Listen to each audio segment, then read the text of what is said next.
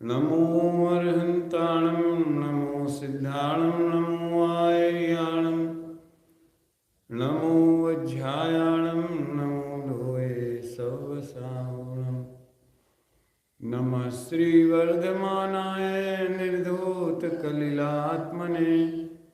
सालोकानां त्रिलोकानां यद्विद्यादर्पणाय ते देशयामि समीचीनं धर्मं कर्म निवर्णं संसार दुःखतः सत्त्वान् यो धरति उत्तमे सुखे सद्दृष्टि ज्ञानवृत्तानि धर्मं धर्मेश्वरा विदु यदीय प्रत्यनीकानि भवन्ति भवपद्धति। थोड़ा कम करो, ज़्यादा नहीं लगती।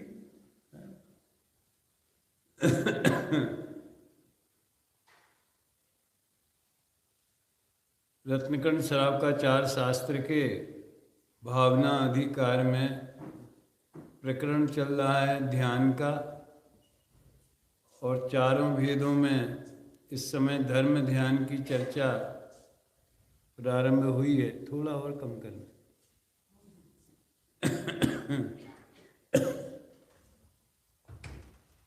धर्म ध्यान में अभी तो उसके भेदों की चर्चा बाद में आएगी।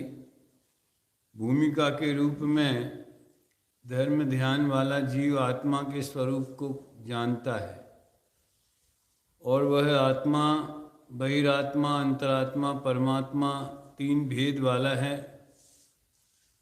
इसलिए पहले बहिरात्मा की चर्चा हुई और अब अंतरात्मा की चर्चा चल रही है। पेज नंबर है 361। इसमें सबसे ऊपर है, देखिए, जो सिद्धात्मा है सो मैं हूँ, जो मैं हूँ सो परमेश्वर है। ये तो अपने यहाँ का प्रसिद्ध मंत्र है। मैं वह हूँ जो है भगवान, जो मैं हूँ वो है भगवान। अंतर यही ऊपरी जान, वे विराग यहाँ राग बितान। ये सुना आपने एक गीत, पहले बहुत चलता था दिगंबर समाज में। मनोहर लाल जी वर्णी हुए एक, उनको सहजानंद उन्होंने अपना उपनाम रखा था। आत्म कीर्तन करके बनाया। 5 छंद उसमें हैं, सब बहुत आध्यात्मिक हैं। तो हम में और परमात्मा में कोई अंतर नहीं है। गुरुदेव का तो शंखनाद रोजाना गूंजता है, हूँ परमात्मा छूँ एम नक्की कर। द्रव्य दृष्टि से है, ये बात समझना चाहिए।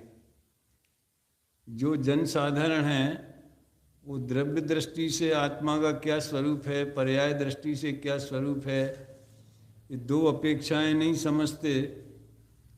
तो नाना प्रकार का हम सब में परमात्मा बैठा है, हमारे भीतर वही परमपिता परमात्मा है, उसी का अंश हमारे अंदर है, हम सब उसकी संतान हैं। इस तरह की बातें चलती। मेरे स्वरूप से अन्य मुझे उपासना करने योग्य दूसरा नहीं है। परमात्मा की उपासना कहो चाहे आत्मा की उपासना कहो, क्योंकि आत्मा ही परमात्मा स्वरूप है और परमात्मा ही आत्मा का ही परिणमन है। मैं किसी अन्य के द्वारा उपासना करने योग्य नहीं हूँ। जो भ्रम रहित होकर देह से भिन्न आत्मा को नहीं जानता है, वह तीव्र तप करता हुआ भी कर्म के बंधन से नहीं छूटता है। ये सब अंतरात्मा ऐसा विचार करते हैं, जीव ऐसा समझते हैं। बात तो कई विचार करने की, पर जानते हैं इस वस्तु स्वरूप को। जो भेद विज्ञान रूप अमृत से आनंदित है, वो बहुत तप करता हुआ भी शरीर से उत्पन्न क्लेश से खेद को प्राप्त नहीं होता है। वाह! अज्ञानी तप करता है तो दुखी होता है और बंधन से नहीं छूटता है। ज्ञानी को सहज भाव से तप होता है। तप माने होता है इच्छा का निरोध, और इच्छा दुखमय है। तो जैसे जैसे इच्छाएं घटेंगी वैसे वैसे सुख बढ़ेगा। और अभी तो अपन सब पढ़ चुके हैं अनशन, अमोदर, व्रत पर संख्यान वगैरह। ये इच्छाओं के अभाव के लिए ही किए जाने वाले प्रयत्न हैं। जिसका चित्त राग द्वेष आदि मल से रहित निर्मल है, वही अपने स्वरूप को सम्यक रूप से जानता है, अन्य किसी हेतु से नहीं जान सकता है। देखो, दोनों तरफ से बात है। जो जानता है वो राग द्वेष रहित होता है, जो राग द्वेष रहित होता है वो ही जानता है। किसी भी तरफ से कथन करो, काम एक ही करना है, स्वरूप का अवलंबन। अपने चित्त को विकल्प रहित करना ही परम तत्व है, और अनेक विकल्पों से उपद्रवित करना ही अनर्थ है। वाह, क्या भाषा है! विकल्प जालच्युत शांत चित्ता तयेव साक्षाद अमृतम पिबंती।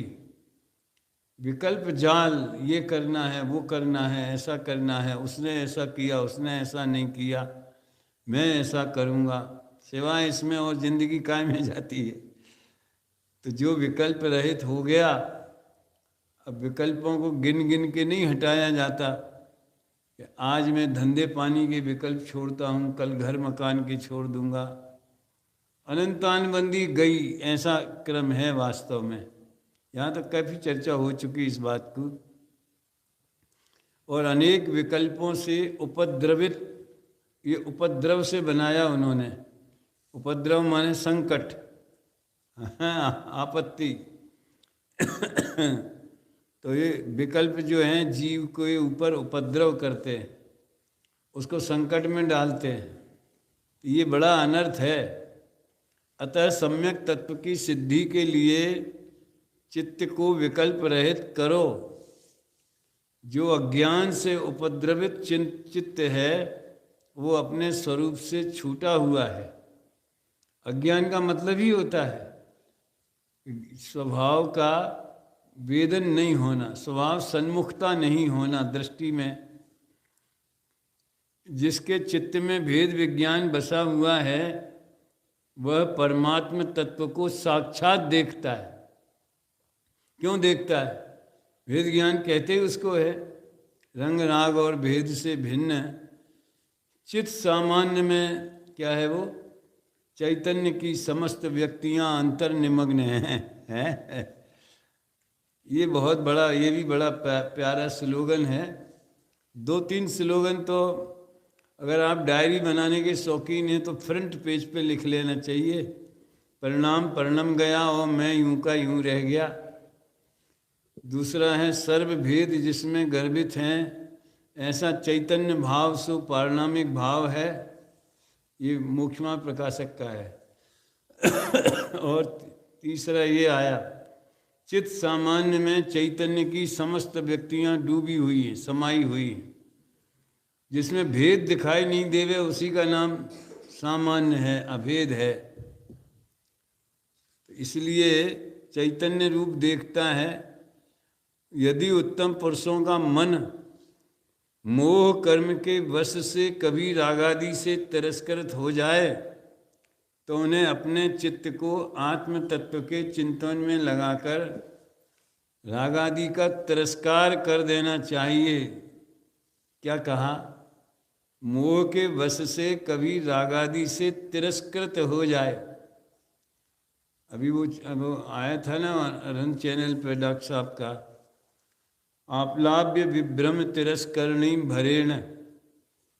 तिरस्करणी माने पर्दा, उसका नाम तिरस्करणी क्यों है इसकी बड़ी लंबी व्याख्या की उन्होंने। जो तिरस्कार जिसका किया जाता है उसे भी तिरस्करणी कहते हैं, और जो तिरस्कार दूसरों का करता है, ये आपको ज्ञान होगा 19वीं गाथा की टीका में। ये मोह राग द्वेष आदि भाव ये पुद्गल से रचित हैं और आत्मा का तिरस्कार करने वाले हैं, ऐसा लिखा है। तिरस्कार करने का अर्थ मैं तो बड़ा अलग टाइप का लगाता हूँ, मखौल उड़ाने वाले, चैलेंज करने वाले।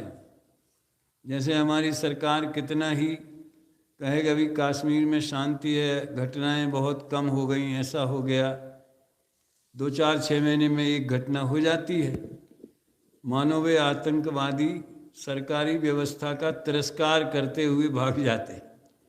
तुम कुछ भी इंतजाम कर लो, हम तो अपना काम करेंगे। तो मोराग द्वेष आत्मा से कहते हैं मानो, उत्प्रेक्षा अलंकार है कि तुम भले त्रिकाली ध्रुव भगवान आत्मा एक अभेद सामान्य परमात्मा स्वरूप बने रहो, तो भी तुम्हारे अंदर घुसपैठ तो हम कर ही लेते। तो उन्होंने आत्मा की सुरक्षा व्यवस्था का, उसके परमात्मा स्वरूप का तिरस्कार किया, मजाक और बना दिया।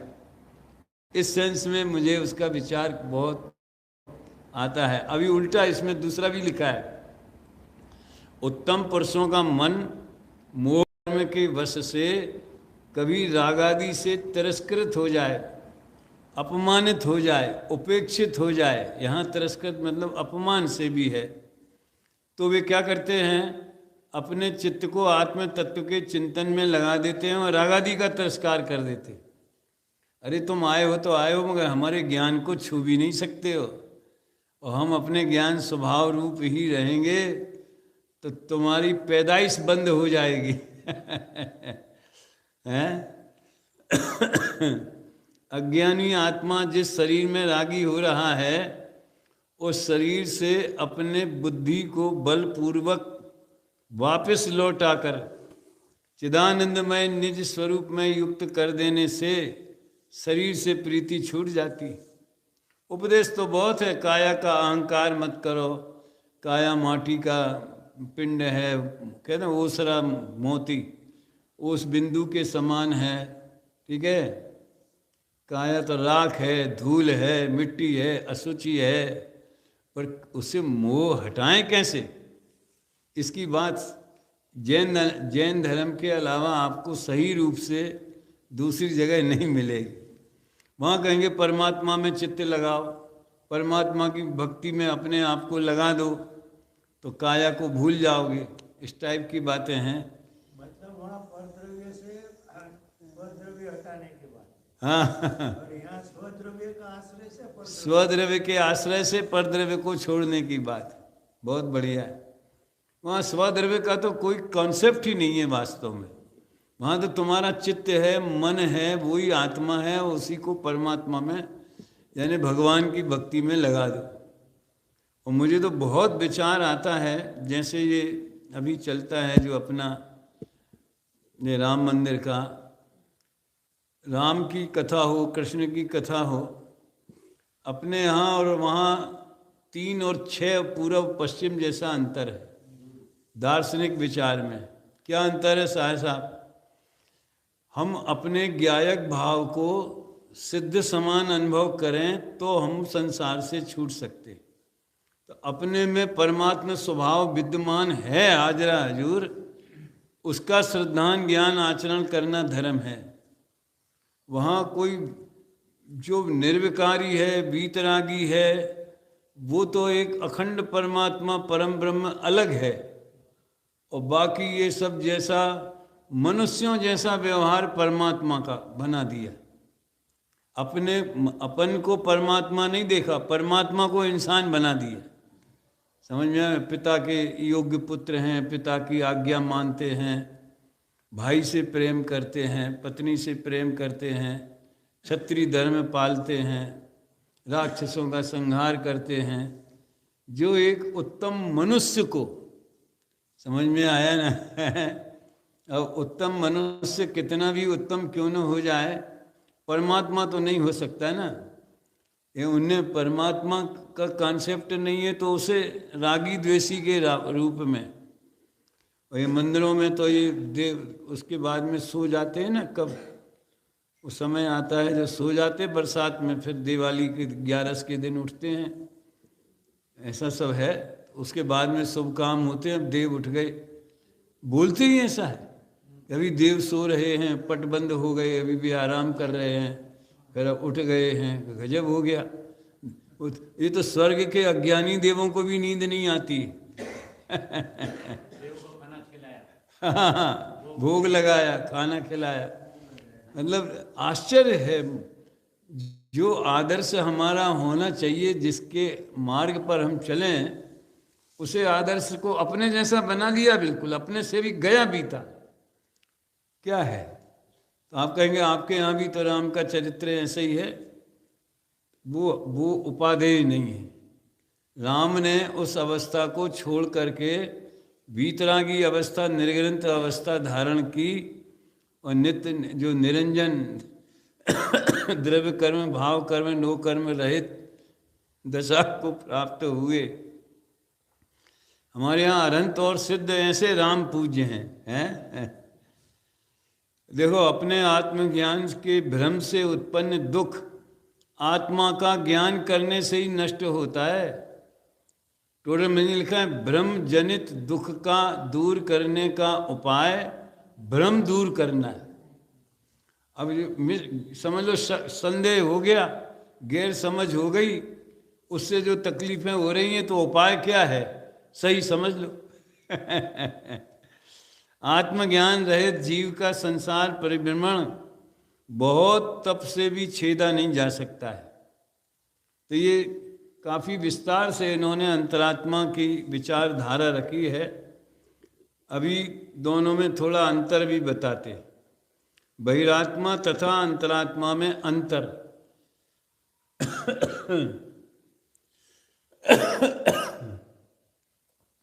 बहिरात्मा अपने लिए रूप, आयु, बल, धन आदि संपदा चाहता है। अंतरात्मा आयु, बल, धन आदि से अपने को छुड़ाना चाहता है। वाह! और अधिक की चाहे तो छोड़ो, बल्कि जो पुण्य के उदय से प्राप्त सामग्री है, उसका भी मेरे को ममता नहीं रहे, और यदा कदा जिसको जो देना हो उसे देगा, माथे का भार उतारना। निर्भर होकर के जाना है शांति भाई, निर्भर होकर के जाना है। अज्ञानी धन, शरीर आदि पुद्गल में आत्मबुद्धि करके अपने को बांधता है। अंतरात्मा अपने स्वरूप में आत्मबुद्धि करके बंधन से छूट जाता है। अज्ञानी तीन लिंग, स्त्री, पुरुष, नपुंसक रूप शरीर को आत्मा जान, आत्मा माने मैं सुखी दुखी, मैं रंग करा, मैं बूढ़ा, मैं काला, मैं गोरा, मैं जवान, मैं बुढ़ा, मैं स्त्री, मैं पुरुष। सम्यक ज्ञानी अपने को तीन लिंग के संग से रहित जानता है। मैं तो स्त्री हूँ, पुरुष नहीं, स्त्री नहीं, बालक नहीं, वृद्ध नहीं। पंचरत्न की गाथाओं में आता है ना, मैं ये नहीं हूँ, मैं वो नहीं हूँ, कारता नहीं हूँ, कारयिता नहीं हूँ, हनुमंता नहीं हूँ। नियमसार में है ना, हाँ, पंचरत्न की गाथाओं में। बहुत काल तक अभ्यास करने पर तथा अच्छी तरह से निर्णय करने पर भी भेद विज्ञान अनादि काल के विभ्रम से शीघ्र ही छूट जाता है। ये रूप जो मुझे दिखाई देता है वो अचेतन है, शरीर का रूप है, किंतु जो चेतन है वो मुझे दिखाई नहीं देता। अतः अचेतन पदार्थों में राग भाव करना व्यर्थ है।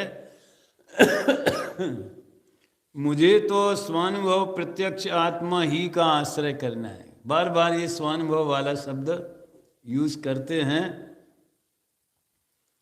एक बार हम शायद उज्जैन गए थे, वहाँ जहाँ उन्होंने हमको बिठाया था, कोई गेस्ट रूम वगैरह होगा, उसमें लिखा था, कोटि वर्ष नु स्वप्न ज्यों जागृत थता समाय, तेम विभाव अनादिनो भान थता लय थाय।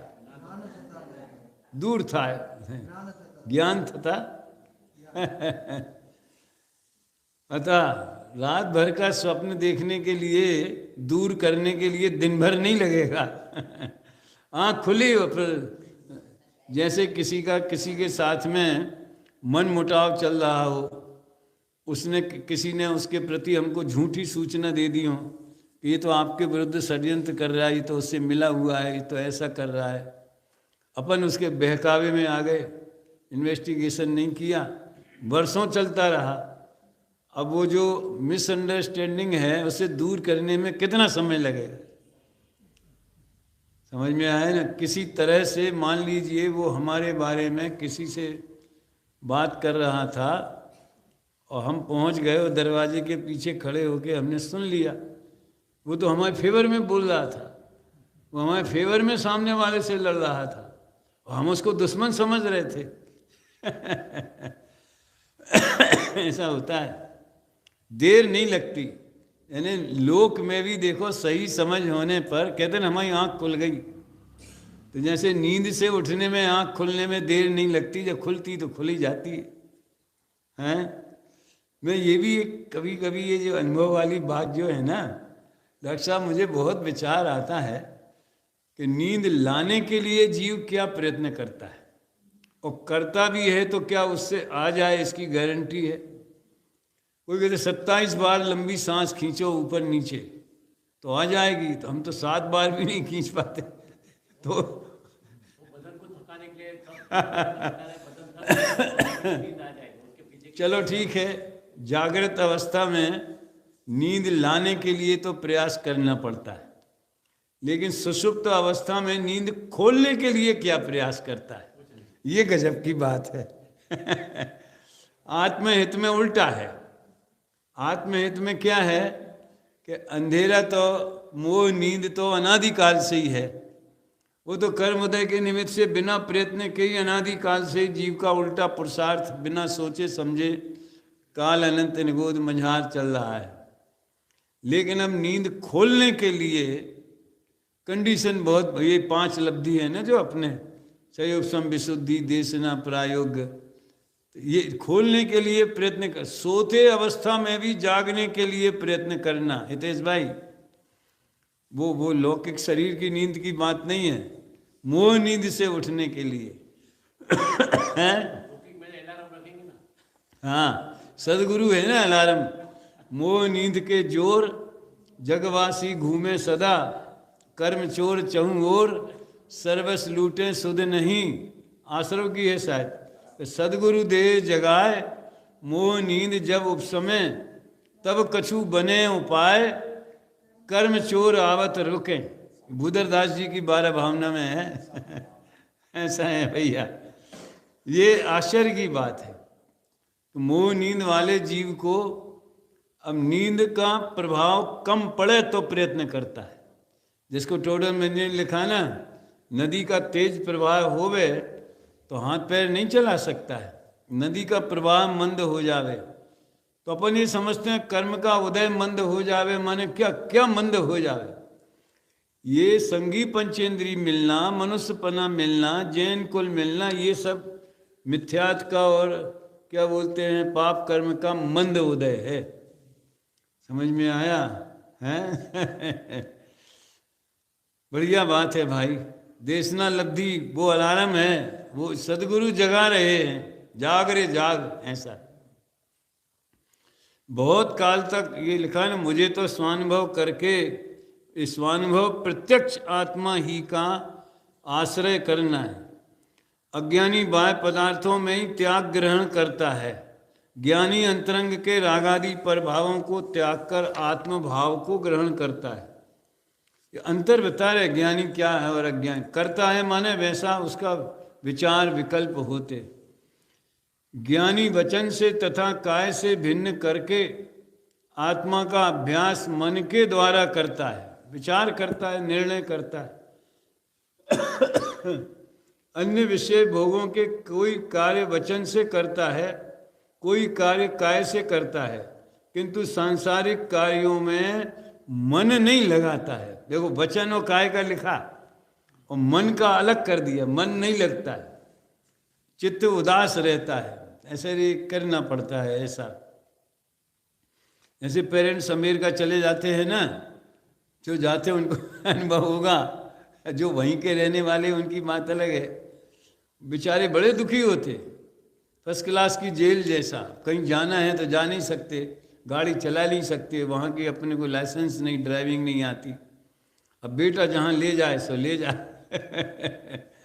घर में ही पड़े रहो बस, थोड़ा कंपाउंड में घूम लो सुबह शाम, और तो क्या है। बाकी दिन भर जिसकी जैसी रुचि है, हैं? मन नहीं लगता है, ये मतलब। ऐसे ज्ञानी का मन विषय कषाय में नहीं लगता है। वचन और काय से मन भी होती है पर अंतर में रुचि नहीं है, तो ये बताना है। अज्ञानी का तो विश्वास का और आनंद का स्थान ये जगत है। ज्ञानी को इस जगत में कहाँ विश्वास, कहाँ आनंद है? उसे तो अपने स्वभाव में ही आनंद और विश्वास है। वाह! ज्ञानी आत्मज्ञान के सिवाय अन्य कार्य को अपने हृदय में स्थान नहीं देता है। लौकिक कार्यों के वश होकर जो कुछ करता है सो अनादर रूप हुआ वचन से तथा काय से करता है, मन नहीं लगाता है। अब दुनिया को तो यही दिखता है कि हाँ आपने बोला, कह दिया, बात कर ली, सब रिश्तेदार आए हैं तो मिल रहे हैं, बैठ रहे हैं, बात कर रहे हैं, वचन और काय। मन में ऐसा लगता है कि यार कहाँ फंस गए। यहाँ मन का मतलब रुचि हुआ। यहाँ रुचि से ही लेना है। बात सही है, आप मैंने कहा ना, मन से भी, मन में भी विकल्प तो मन में ही होते हैं, और जितने अंश में राग है उसमें मन ही निमित्त बनता है। राग में भी, विचारों में, मन में, लेकिन अंदर में उस मन नहीं लगता, मतलब रुचि नहीं लगती, चाहता नहीं है। ये इंद्रिय विषयों का जो रूप है वो मेरे रूप से विलक्षण जाति का है। मेरा रूप तो आनंद से परिपूर्ण ज्ञान ज्योतिमय है। ज्ञानी को तो जिससे भ्रांति दूर होकर अपने आत्म रूप में अपनी स्थिति हो जाए, वही जानने योग्य है, वही कहने योग्य है, वही सुनने योग्य है, वही चिंतन करने योग्य है ना। आमा सदा रतिवंत बन, आमा सदा संतुष्ट ने, आ गई ना 206 गाथा। और जगत में कहीं भी मन जाए, वचन जाए, काया जाए, चित्त जाए, लेकिन वो समझता है कि ये तो संकट है। सीधी बात ये है, आनंद नहीं मानता उसमें। जब इंद्रियों के विषयों से इस आत्मा का हित किसी प्रकार से भी नहीं है, फिर भी बहिरात्मा अज्ञानी इन विषयों में ही प्रीति करता है। जो कहे गए आत्म तत्व को नहीं कहे के समान अंगीकार करता है, उस अज्ञानी के प्रति कहने का उद्यम व्यर्थ है। ये बड़ा जोरदार स्लोगन है। कहा गया आत्म तत्व माने जिनवाणी में जिसका वर्णन किया है, तो भी वो कहता हम तो आत्मा को मानते ही नहीं, कहाँ दिखता नहीं है, सुनाई नहीं देता है। ऐसा कहे गयो, गुरुदेव कहते ना कभी, क्षति चीज ने अक्षति करी राख्यो छे। जो विद्यमान है मानो वो है ही नहीं, ऐसा व्यवहार करता है। और जो अपने स्वरूप में नहीं है उसे अपना स्वरूप जानना, इससे यही तो सबसे बड़ा अज्ञान है। अज्ञान तो अज्ञान ही है, उसमें कोई अज्ञान एक ही प्रकार का है, उसको कहने के तरीके बहुत हैं। कोई छोटा बड़ा होता ही नहीं, ज़्यादा होवे तो छोटा बड़ा होवे। अज्ञानी को आत्मा का प्रकाश नहीं है, इसलिए परद्रव्यों में ही संतुष्ट हो रहा है। ज्ञानी बाहर की वस्तुओं में भ्रम रहित तो होकर अपने स्वरूप में ही संतुष्ट है। अब ये तो गृहस्थ ज्ञानी की मुख्यता से बात है बाहर की वस्तुएं हैं, मकान है, धन है, शरीर है, वस्त्र है, स्त्री पुत्र है, गृहस्थी है, लेकिन जानता है कि ये सब मेरे हैं, ऐसा मानना भ्रम है तो वो स्वतंत्र द्रव्य है। जब तक मन वचन काय को अपना स्वरूप मानता है, तब तक संसार परिभ्रमण ही है। देह आदि से भेद विज्ञान होने पर संसार का अभाव है। कितना बड़ा तत्व चिंतन लिखा है। वस्त्र जीर्ण हो या दृढ़ हो, लाल हो या श्वेत हो, ये परमात्मा प्रकाश में बहुत आया था। ये शरीर जीर्ण लाल आदि रूप नहीं हो जाता है, उसी प्रकार शरीर जीर्ण आदि होने पर आत्मा जीर्ण नहीं हो जाता है। देखो शरीर को वस्त्र के समान मानना। अज्ञानी प्रत्यक्ष इस शरीर को बिछुड़ते मिलते परमाणुओं का समूह रूप रचना देखता है, तो भी इसी को ही आत्मा जानता है। अनादि का ऐसा ही भ्रम है। ये दृढ़, स्थूल, स्थिर, अस्थिर, लघु, दीर्घ शीर्ण जीर्ण, हल्का भारी, रूखा चिकना, कड़ा नरम, ठंडा गरम आदि पुद्गल के धर्म हैं। उसको धर्म कहते हैं। धर्म माने स्वभाव, उसका गुण, उसकी खासियत। इन पुद्गल के धर्मों से आत्मा का कोई संबंध नहीं है। आत्मा तो केवल ज्ञान स्वरूप है। केवल अलग लिखा, ज्ञान अलग लिखा। इकट्ठा लिखते तो फिर अपन शक्ति में लगा देते कि शक्ति की बात है, लेकिन अच्छा विवेक करके लिखा। यहाँ संसार में मनुष्यों का संसर्ग होता है तो वचनों की प्रवृत्ति होती है। वचन प्रवृत्ति होती है तो मन चलायमान होता है। मन चलायमान होता है तो भ्रम होता है। ये क्रमशः उत्तरोत्तर कारण हैं।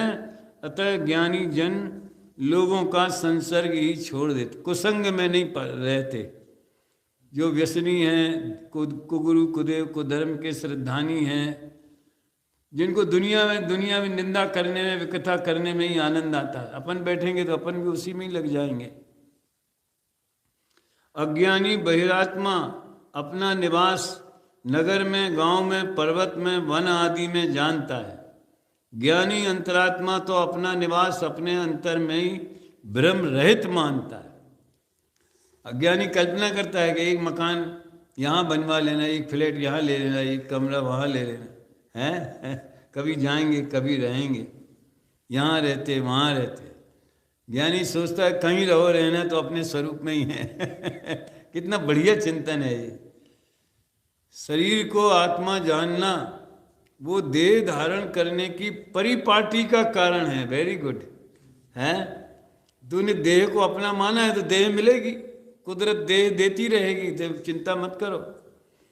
और अपने स्वरूप को आत्मा जानना वो अन्य शरीर धारण करने से छूटने का कारण है। ये आत्मा स्वयं ही अपना मोक्ष करता है तथा स्वयं ही विपरीत चलकर अपना संसार बढ़ाता है। अतः अपना गुरु भी आप स्वयं ही है और बैरी भी आप स्वयं ही है। देखो, खुद ही पर्याय दृष्टि की बात है। अन्य तो बाह्य निमित्त मात्र हैं।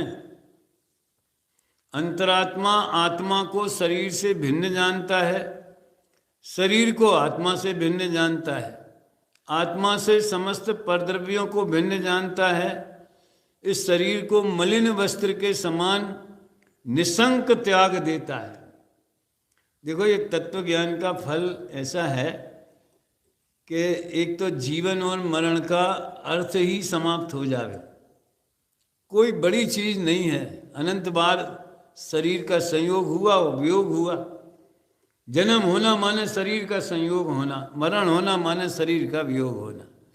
मैं तो कभी जन्मता नहीं हूँ, और इसलिए तो है ना श्रीमद जी का भाव मोक्षे प्रत्यय वर्ते समभाव। जो ऐसा है, क्या फर्क पड़ता है जन्म मरण का।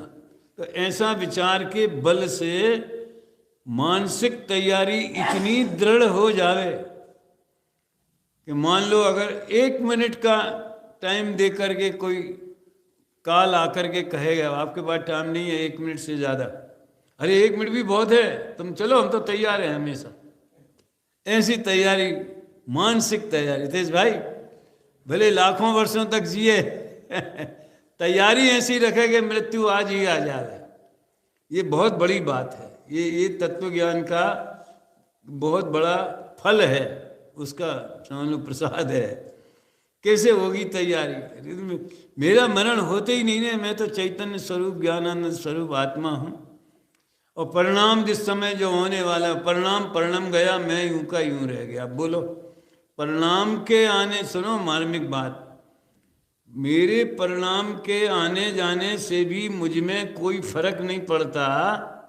आश्रो बंद है कि संबर निजरा है कि मोक्ष है कि 10 प्राण वाला जीवत्व है, मैं तो उसमें शुद्ध चैतन्य जीव हूँ। तो फिर देह आने जाने से क्या फर्क पड़ेगा? और फिर मकान आने जाने से, धन आने जाने से, पुत्र आने जाने से क्या फर्क पड़ने वाला है? मेरे में क्या फर्क पड़ने वाला है? ऐसा दृढ़ विचार, साहब ये जैन धर्म है असली है। बाकी सब इसका ही विस्तार है। देखो, इस शरीर को मलिन वस्त्र के समान निसंक त्याग देता है, शरीर से भिन्न आत्मा को जानता है, श्रवण करता है, मुख से बोलता है, तो भी जब तक भेद विज्ञान के अभ्यास से आत्मा में लीन नहीं होता तब तक वो शरीर की ममता से नहीं छूटता है। अपने आत्मा को शरीर से भिन्न इस प्रकार भाव जिससे पुनः शरीर का साथ स्वप्न में भी नहीं होवे, स्वप्न में भी देह से भिन्न आत्मा का अनुभव होवे। सपने भी आवे तो ऐसा आवे कि आज तो मैं ध्यान में बैठा था और ऐसा लगा कि कुछ हो गया। मनुष्यों में जो व्रत का तथा अव्रत का व्यवहार है, दोनों व्यवहार में लिया है, वो शुभाशुभ बंध का कारण है। जो मोक्ष है वो बंध के अभाव रूप, खरेखर तो मोक्ष भी व्यवहार है। क्या कहा?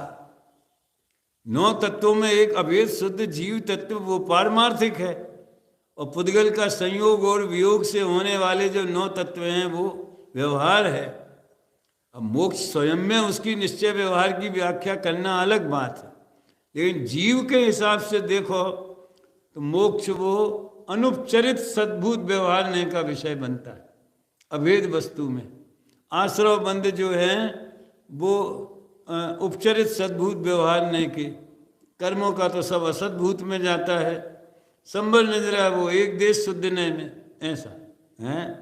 यहाँ पर भावो शब्द का क्या भाव भाव ना करो, भावो वो क्या बोलते उपदेशी भाषा है। इसलिए जो व्रतादि क्रियाएं हैं वे भी पूर्व अवस्था में हैं। प्रथम असंयम भाव को छोड़कर संयम भाव ग्रहण करना। जब शुद्धात्म भाव परम वितराग रूप में अवस्थित हो जाएगा तो संयम भाव भी कहाँ रहेगा, क्योंकि ये करना और नहीं करना, 5 इंद्रिय के विषयों में नहीं रमना, इसका नाम संयम है। और जब वितराग भाव हो जाएगा तो वहाँ विषयों में नहीं रमने का कहाँ प्रसंग है, वहाँ तो पूर्ण वितराग हो गया। ये जाति तथा मुनि श्रावक के लिंग भेष ये दोनों शरीर के आश्रय से वर्तते हैं और शरीरात्मक ही संसार है। अतः ज्ञानी जीव जाति और लिंग में भी अपनापन त्याग देते हैं। ये जातियों के भेद है ना सब, ये लोक में भी हैं और आगम में तो 1 इंद्रिय जाति, 2 इंद्रिय जाति, 3 इंद्रिय जाति, इसको कहा है जाति नाम कर्म है। और भेष तो श्रावक और लिंग। आप देखिए समय सार का समापन ही मुनि लिंग अथवा गृहस्थी लिंग मोक्ष मार्ग नहीं है, यहाँ हुआ। गजब है, शुरुआत बिल्कुल टॉप से हुई, सुपर। कहाँ से दिलीप भाई? ये प्रमत्य नथी अप्रमत्य नथी ज्ञायक एक भाव है, वहाँ से शुरुआत हुई और दी एंड कहाँ हुआ कि मुनि लिंग अथवा गृहस्थी लिंग, ये लिंग को मोक्ष मार्ग मत मानो। आत्मा का श्रद्धा ज्ञान चारित्र ही मोक्ष मार्ग है। अब इसकी संधि बिठालने की बात है, कई दफे चर्चा में बात आई भी है। देखो, जिसकी देह में आत्मबुद्धि है वो पुरुष जागता हुआ और पढ़ता हुआ भी संसार से नहीं छूटता है, और जिसका अपने आत्मा में अपनापन का निश्चय है वो सजन करता हुआ और असावधान रहता हुआ भी संसार से छूट जाता है। ये ऐसा अष्टपावड़ में आता है ना, शायद किसमें है, जो सुत्तो व्यवहार हो सो जो अपने जग्गई अपने कज्जे, जो जगद व्यवहार हो सो सुत्तो अपने कज्जे। जो व्यवहार में जागृत है यानी सावधान है, अपना मानता है, रुचि है, वो आत्मा के कार्य में सोता है। और जो आत्मा में जागता है वो व्यवहार माने खाना पीना, उठना बैठना, बोलना चलना, भक्ति दया दान, शारीरिक क्रियाएं, वचन की क्रियाएं, उसमें मान लो वो सो ही रहा है। ज्ञानी अपने सिद्ध समान शुद्ध स्वरूप की आराधना करके सिद्धपने को प्राप्त हो जाते हैं। जैसे बाती दीपक से युक्त होकर स्वयं दीपक हो जाती है, वो स्वयं प्रकाशन होने लगती ना, वैसे ही आत्मा भी अपने आत्मा की आराधना करके परमात्मा हो जाता है। जैसे वृक्ष आप ही घिसकर वाह उसकी डाल से डाल लगड़ी जंगल में अपने आप आग लग जाती, वैसे ही आत्मा भी परमात्मा भाव से जुड़कर स्वयं सिद्ध बन जाता है। जैसे किसी ने स्वप्न में अपना नाश देखा तो जागने पर उसका नाश तो नहीं हुआ, उसी प्रकार जागते हुए भी जो भ्रम से अपना नाश मानता है उसका वास्तव में तो नाश नहीं होता, किंतु जो पर्याय उत्पन्न हुई है वो नष्ट हुए बिना नहीं रहती। आत्मस्वरूप का अनुभव किए बिना शरीर को ही आत्मा रूप अनुभव करने वाला अनेक शास्त्र पढ़ता हुआ भी संसार से नहीं छूटेगा।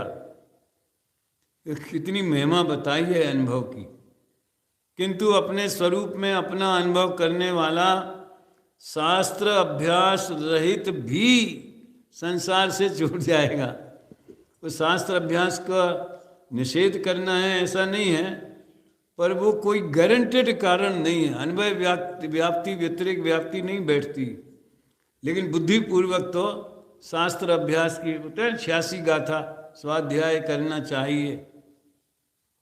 हे ज्ञानी, ये जो सुख अवस्था में हुआ ज्ञान है वो दुख अवस्था आने पर छूट जाएगा, इसलिए दुख अवस्था में रोग परिसय आदि अवस्था में भी आत्मज्ञान का दृढ़ अभ्यास करो। इस प्रकार चिंतन के प्रभाव से बाह्य शरीर आदि में आत्मबुद्धि रूप जो बहिरात्म बुद्धि है उसे छोड़कर अपने अंतर के आत्म रूप में आप रूप अंतरात्मा होकर परमात्मा रूप होने का यत्न करो। ये हुआ क्या बोलते हैं बहिरात्मा अंतरात्मा का वर्णन, और अंतरात्मा का बहुत कैसा उसको तत्व ज्ञान होता है उसका बड़ा सुंदर दिग्दर्शन किया है। परमात्मा का बहुत शॉर्टकट में लिया है, और फिर जो भेद हैं आज्ञा विचय अपाय विचय उनकी चर्चा है, वो अपन कल आगे बढ़ाएंगे। अभी यहीं विराम लेते हैं। मिथ्यातम नाश वे को ज्ञान के प्रकाश वे को आपा पर भास वे को